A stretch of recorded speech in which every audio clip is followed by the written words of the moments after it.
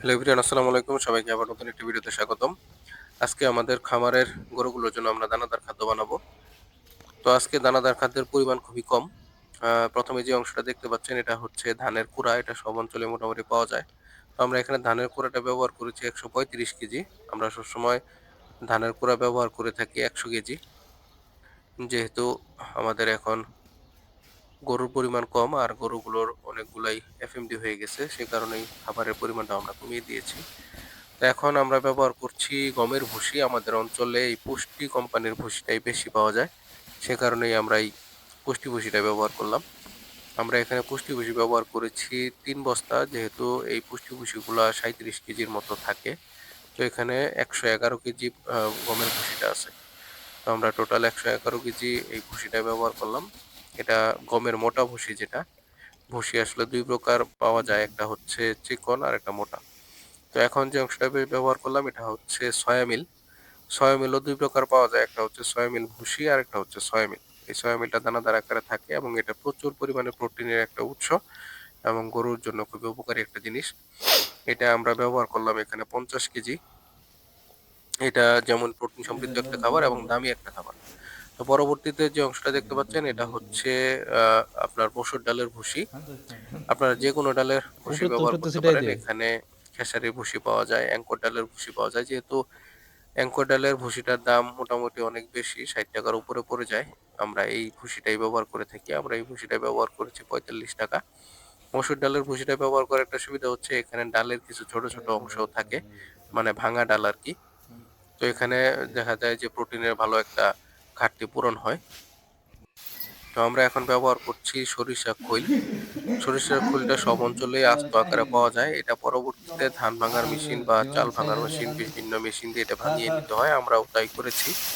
আবার অনেক খামারি এটা আস্ত আকারে পানিতে ভিজিয়ে আ দানাদারের সাথে হুম। খাওয়ায়। তো যেহেতু আমাদের এখানে এটা ভাঙানোর একটা সুযোগ আছে, তাই আমরা এটা ভাঙিয়ে নেই। এটা আমরা ৫০ কেজি ব্যবহার করছি। এটাও প্রোটিনের খুবই ভালো একটা ঘাটতি এটির পূরণ মধ্যেই তো করে থাকে ক্যালসিয়াম আছে। এবং প্রচুর পরিমাণে ফ্যাট আছে। যারা আমরা ষাঁড় গরু মোটাতাজাকরণ করে থাকি, তারা অবশ্যই এই সরিষার খৈলটা ব্যবহার করার চেষ্টা করবেন। আর বিশেষ করে গাভী গরুর জন্য সরিষার খৈল ব্যবহার করলে গাভীর দুধে প্রচুর পরিমাণ ফ্যাট পাওয়া যায়। তো এখন আমরা ব্যবহার করছি সোডিয়াম বাইকার্বনেট। এটা অনেক জায়গায় খাবার সোডা বা বিলাতি সোডা হিসেবে ব্যবহার করে থাকে। এটা খুবই উপকারী একটা জিনিস। আমি যতদিন ধরে খামার দিয়েছি আমি সবসময় দানাদার খাদ্যের সাথে এই জিনিসটা আমি ব্যবহার করে থাকি। এটা ব্যবহার করলে আল্লাহর রহমতে ইনশাআল্লাহ আপনার গরুগুলোর কখনো গ্যাসের সমস্যা হবে না। এটা প্রচুর ভালো একটা কাজ করে। তো এটা প্রতি ১০০ কেজিতে ১ কেজি ব্যবহার করতে হয়। আমরা যেহেতু ৫০০ কেজি প্লাস দানাদার খাদ্য আজকে বানালাম, সেখানে আমরা এই মোটামুটি ৫ কেজি ব্যবহার করেছি। অনেকেই 2% ব্যবহার করে থাকেন। তো যেহেতু আমি 1% ব্যবহার করে মানে ১০০ কেজিতে ১ কেজি ব্যবহার করে আমি উপকার পেয়েছি, তাই সবসময় আমি ১ কেজি ব্যবহার করি। তো এখন আমরা ব্যবহার করছি ভুট্টা ভাঙা।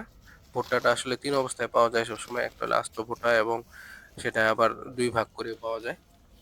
সেখানে যে আস্ত ভুট্টা ভাঙা থাকে সেটা গুঁড়া করে নিতে হয়। সেটা গুঁড়া করে নেওয়ার পরে এই অবস্থায় পাওয়া যায় আরকি। এটা অন্যান্য খামারিরা এটাকে সিদ্ধ করে খাওয়ায় বা ফার্মেন্টেশন করে খাওয়ায়। তো যেহেতু আমরা ওই ফার্মেন্টেশন প্রক্রিয়াটা আমাদের জানা নেই, আমরা সবসময় এই ভুট্টাটা দানাদারের সাথে মিশিয়ে খাওয়াই। ফার্মেন্টেশন পদ্ধতিও খুব ভালো একটা উপকারী জিনিস। সেটা খাওয়াতে পারলে গরুর যারা মোটা তাজাকরণ করে থাকে খুব ভালো একটা কাজে দেয়। বিশেষ করে ইস্ট ফার্মেন্টেশন করে নিতে পারলে। তো আমরা এখন দানাদারগুলো মিশিয়ে ফেলবো। তো আমরা এভাবেই দানাদারগুলো মিশাই। যেহেতু অনেকেই এই প্রক্রিয়াটা সম্পর্কে জেনে থাকবেন। কারণ সিমেন্ট বালু যেভাবে মিশায় আমরা সেভাবেই মিশাই। এটাকে ৩ বার করে আমরা এটাকে কাটবো। কাটার পরে এটা ভালোভাবে মিশ্রণ হবে। মিশ্রণ হওয়ার পর আমরা এগুলো বস্তাবন্দী করব। তো যেহেতু আমরা সবসময় মেডিসিন ব্যবহার করি, এবার আমরা মেডিসিন ব্যবহার করতেছি না। কারণ যেহেতু গরুগুলো আমাদের এখানে দীর্ঘদিন যাবৎ আছে, প্রচুর পরিমাণে দানাদার খাদ্য এবং মেডিসিন খাওয়ানো হইছে। তো এই মাসে আমরা মেডিসিন ব্যবহার করছি না। তো আমরা এই মাস থেকে ইনশাআল্লাহ চিন্তা করেছি আমরা ফিড ব্যবহার করব। ফিড ব্যবহার করে দেখি কেমন উপকার পাওয়া যায়, যেহেতু আমরা কখনো ফিড ব্যবহার করি নাই। তো ভালো থাকবেন, আমাদের জন্য দোয়া করবেন। আসসালামু আলাইকুম। আল্লাহ হাফেজ।